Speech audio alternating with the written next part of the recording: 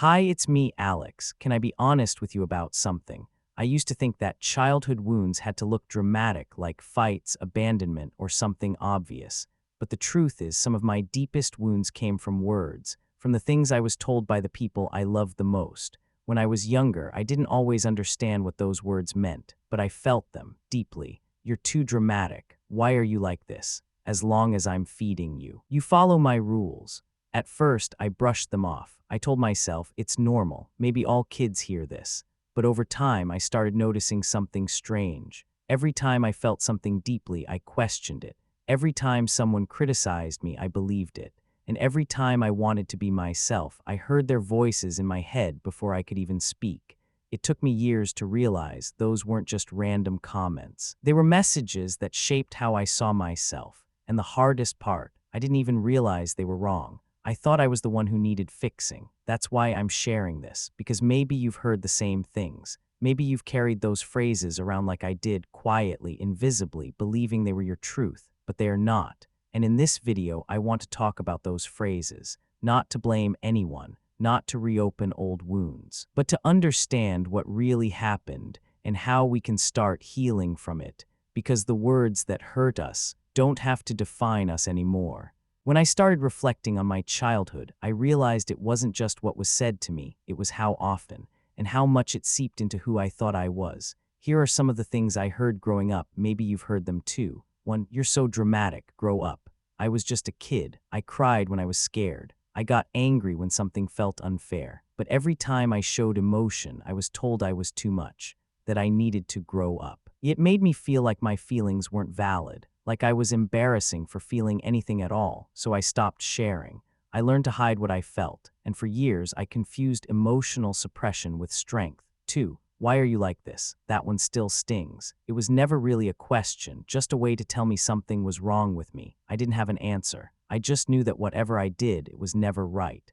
And eventually, I believed them. I believed there was something broken in me. It's hard to love yourself when the people who raised you made you question your worth. 3. You belong to me and no one else. At first, it sounded like love, like protection, but it wasn't. It was control masked as care. I wasn't allowed to explore, to make mistakes, to be curious. I grew up thinking that love meant possession, that to be cared for, I had to give up parts of myself. It took me a long time to unlearn that. 4. As long as I'm feeding and clothing you, you'll follow my rules. This one made me feel like a burden, like I was only allowed to exist if I followed every instruction perfectly. It didn't feel like love, it felt like a transaction. And it planted this idea in me that I always owed people for caring about me. So even now, in friendships or relationships, I struggle to ask for help without guilt. 5. You're too thin or too fat. I never felt safe in my own body. Comments were made constantly when I ate, when I skipped meals, when I wore something unflattering. It was never enough. And eventually I started seeing myself the way they saw me, flawed, wrong. Even now I have to remind myself, my body isn't a problem to fix. 6. I wish you were more like. I was always being compared to cousins, siblings, kids at school. No matter what I did, someone was doing it better. It made me believe that love had to be earned, that I needed to outperform others to be worthy.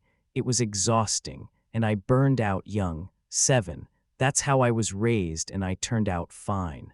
Whenever I tried to speak up, to explain how I felt, this phrase would shut it all down. It told me, your feelings don't matter. The way we do things is right. So I stopped talking. I stopped asking for change. I learned that speaking up meant being dismissed. 8. You were an accident. This one, it broke something inside me. Even when followed by, but we love you now, the damage was done.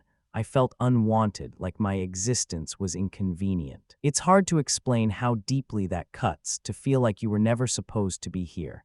Even now, I struggle with feeling like I take up too much space, like I have to constantly prove that I'm worth being loved. And the thing is, most of these things weren't said with cruelty.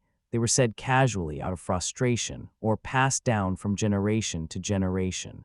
But that doesn't mean they didn't hurt. They did. And if you've heard them too, maybe now you know. It's not just you. You're not overly sensitive. You're responding like any human would to pain that was never acknowledged. The older I got, the more I realized those phrases from childhood didn't just hurt me, they shaped me. They rewired the way I saw myself, others, and the world. And that's not an exaggeration, it's psychology. 1. Words don't just land, they build. There's this concept in psychology called core beliefs. They're the unconscious ideas we carry about ourselves, like, I'm not good enough. My feelings aren't important. I only matter when I'm useful. You don't just wake up one day believing those things. They're built one comment, one insult, one dismissal at a time. And guess what? Most of our core beliefs are formed in childhood by the people who raised us.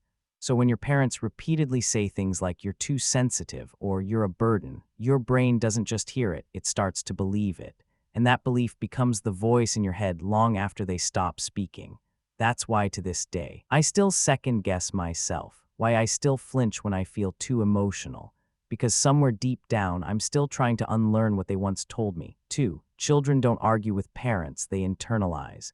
As kids, we don't have the tools to say, hey, that wasn't fair, that hurt my feelings. Maybe you're projecting your own pain onto me. We just absorb. We turn confusion into shame. We assume if they said it, it must be true. That's how I ended up mistaking control for care, how I confused criticism with love, how I learned to silence myself because I thought speaking up meant I was ungrateful. It's not because I was weak, it's because I was trying to survive emotionally. Psychologists call this adaptive coping. We adapt to dysfunction to keep connection, even if that connection is painful. 3. The brain remembers what the heart never processed. You can move out. You can grow up. But if you never process those wounds, they follow you. I found myself becoming hyper-independent, never asking for help. I stayed in toxic relationships longer than I should have because I thought love always had to hurt a little. I hesitated to share joy or vulnerability, afraid someone would use it against me. It's not just memory, it's trauma, and trauma doesn't always come from the big stuff: abuse, neglect, abandonment. Sometimes it comes from the little things that happen over and over again until they reshape who you are. 4. Breaking the cycle starts with naming it. I used to feel guilty for even thinking about this, like I was betraying my parents just for telling the truth. But then I realized healing isn't about blaming, it's about understanding. Understanding how the things they said weren't always okay. Understanding how their unhealed pain became my inheritance. Understanding that I get to choose what I carry forward and what I leave behind. Because maybe they didn't mean to hurt me, but it still hurt. And I'm allowed to heal even if no one else apologizes. So now when I hear that old voice in my head, you're too much. You're not good enough. You should have been better. I pause and I say something new. You're allowed to feel. You're worthy even when you're messy. You are not your childhood. That's how healing begins. Not all at once, but word by word, belief by belief. For the longest time, I thought healing was something magical that just happened. That one day I'd wake up and finally feel fixed.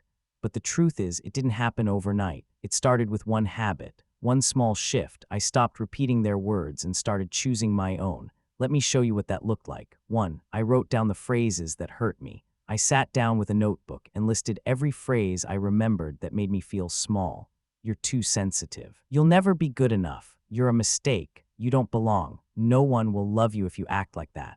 It wasn't easy. Some of those words still echoed in my chest like they were said yesterday, but writing them down made them real. And when something is real, you can face it. 2. I rewrote those phrases with truth and kindness. Next to each hurtful line, I wrote a new phrase, one that felt healing, one I wish I had heard. Instead of "you're too sensitive," I wrote, "your sensitivity is your gift. It helps you feel deeply and love fully." Instead of "you were an accident," I wrote, "you didn't need to be planned to be worthy of love." Instead of "you're not enough," I wrote, "you are already enough just as you are." I didn't always believe these new phrases at first, but I kept repeating them, out loud, in my journal, in my head, and slowly something shifted. 3. I paid attention to my inner voice and challenged it. Every time I made a mistake, my old reflex would say, "You always screw things up." But now I catch that voice and ask, whose words are those? Do I actually believe that, or was I taught to believe that? That small pause, it gives me space. Space to choose a new voice, one rooted in compassion. 4. I practice saying kind things to myself even when it felt awkward. I used to think self-love was cringy or selfish, but honestly, I was just unfamiliar with it. So I started saying gentle things like, "You did your best today. It's okay to feel tired. You're not a burden. You matter even when no one's watching." And the more I said it, the less awkward it felt, the less foreign kindness became. 5. I created boundaries with people who still used those old phrases. This one was hard, because some people never stopped speaking to me like I was that broken kid. But now I choose what I allow in. Sometimes that means walking away. Sometimes it means saying, "Please don't talk to me like that." And sometimes it means grieving the parent or relationship I wish I had, and giving that care to myself instead. Healing isn't about pretending the past never happened. It's about responding to yourself differently than how you were taught. It's about becoming the adult you needed when you were a child.